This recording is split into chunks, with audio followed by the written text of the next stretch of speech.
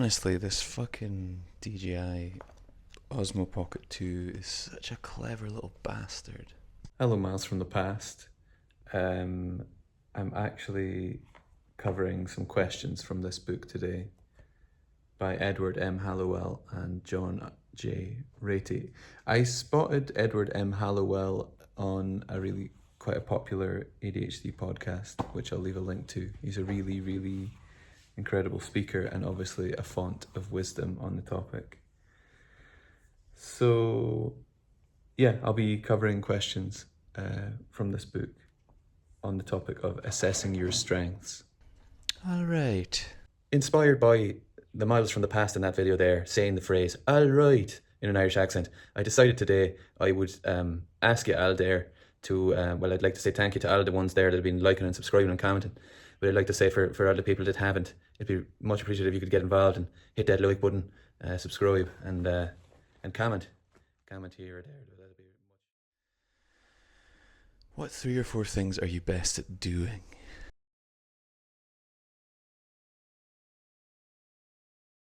Best at doing.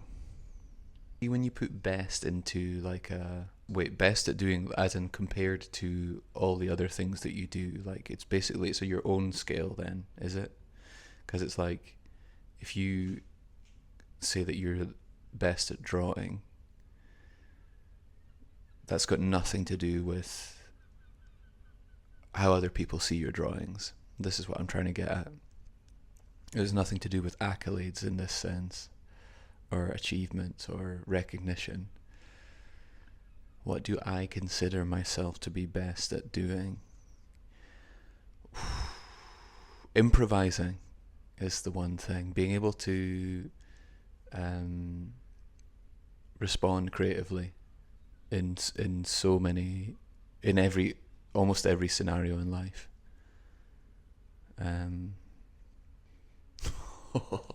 This is a funny one. I'm the best at talking myself out of things, or I have been the best. Actually, I feel quite different now, but for many years I've been the best at talking myself out of things, or the best at like beating myself up, being critical of myself. Do I want to put that in there? No. Improvisation.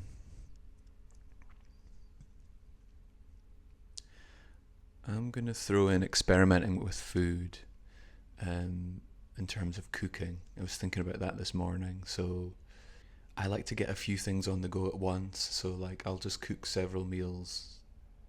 I just like cook big batches of things. So I'll cook like a consommé type soup thing. Usually just utilising like the excess of vegetables that I have. And I think that's where the improvisation comes in, is I'm like, right, okay, we've got too many courgettes, let's make a soup. And then, sometimes it's not like a thick soup. This is what I'm trying to say. And so it exists as quite a watery soup. So then it becomes this soup that I have in the morning to sort of wake me up, almost like a herbal tea. But over the days, as we all know, the soup gathers flavour. And so, day 3 of the soup in the fridge, it's like the garlic's really coming through. And then in that time, I've also maybe cooked some beans, or like kidney beans or something like that. And then suddenly there's an opportunity to blend these flavours. So the improvisation comes into that. But I'm going to make it specifically for food as well, because I think that's a real skill. I'm great at nurturing plants, especially edible ones. Yeah. I remember I planted a heather nursery once. That'll still be alive somewhere up in the Highlands. It's quite nice, the feeling of sort of leaving that legacy. Like it could be there for a long time. Certainly beyond my lifetime. And then also when I worked as a labourer with my friend who's a tree surgeon, we did a bunch of tree planting, and that was around Methlick, around the primary school, I think. So my hand has been in planting trees around a primary school, which is going to benefit children for decades, maybe longer. Like, that's such an important thing. Anyway, so that's three. My aptitude with plants and yeah, three's enough. So one was improvisation in general, two is experimenting with food, and three is um, um, caring for plants. Four, here's four. I'd say cutting through shit. I mean, it depends. Sometimes I get super caught up in stuff, but my ability to abstract things and offer people quite sage advice or sage insights, I think that's another strength that I have. So that's four. What three or four things do you like doing the most?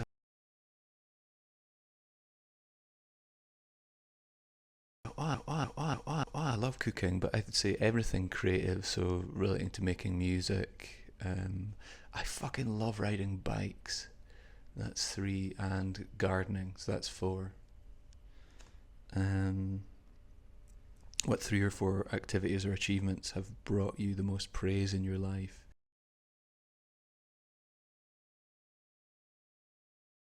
Praise. I don't know that I was praised that much when I graduated university. I don't know that I was praised that much at any point during my student life. When did I receive praise? Activities or achievements have brought you... rugby. Activities or achievements. Yeah, I got a lot of praise when I played rugby. I was very good. I got a lot of praise. I'm going to mention this one. Because I have really distinct memories of some teachers in school who, instead of seeing me as like a troublemaker, they could see that I had some brains about me, and so they were able to identify that and put their faith in me, and I'm so grateful for these memories. So yeah, shout out Mrs. Benton in business management. She identified two things. One, that I spent ages making these PowerPoints, and I was like making like mad gradients along the letters and stuff like that, like one by one. I was always the last to finish, but I made the most beautiful PowerPoints. So she identified that, but she also identified that I had sort of zero fear in asking questions to guest speakers that came in, and I would ask really good questions, and so she identified that as a strength, and that helped to instill some confidence in me. So that was praise. And I've always been praised for, I suppose, in school, for my aptitude with art and drawing, painting, these sort of things. People praise my voice, I think. I don't think, I know. People praise my voice, the sound of my voice, my humour. Yeah. What are three or four most cherished goals?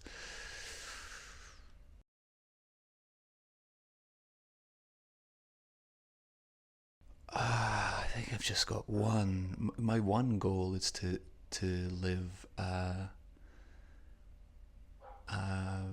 varied life. So to self-prescribe a varied life, because I've had so many... I mean, this isn't the reason I'm self-prescribing a varied life, but it's related to my experience in office jobs. I used to work temp jobs like all the time when I was younger, around the college years, and then I've worked in other office environments for significant amounts of time, and I just can't stand it. So yeah, I'd say one of the goals is sort of more autonomy over what I do for work. I'm creeping towards that now, making strides. So that's really the one. That's goals within that. I'd like to release an album of me singing. I'd love to. I really want to do sound recordings. Like those 10 hours of rain that you get on YouTube. I want to do that. I want to go to like some of the most remote places and record streams for you to stream, lol.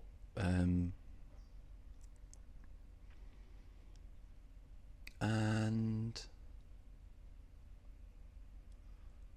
yeah, another goal that I would say is to leave the past behind. What 3 or 4 things would you most like to get better at?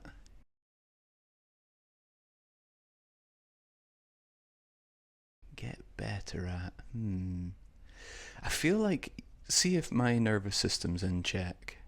Like, tranquilo, my nutrition's on point. I'm getting enough light, I'm hydrated. I just naturally get better at things because I have the sort of impetus to just learn and the sort of the brain functionality to just learn all the time. So good question.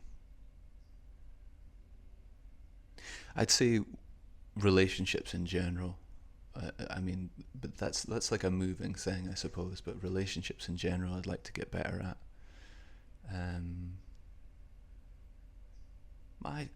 Yeah, and it's not to say that I'm necessarily bad with them. I just have some really bad sort of, or really difficult sort of triggers, and some really deep traumatic wounding that inevitably comes up when I get close to people. So it's not just romantic relationships either. I'd make a commitment to being a better friend and being yeah, I think that's a good one.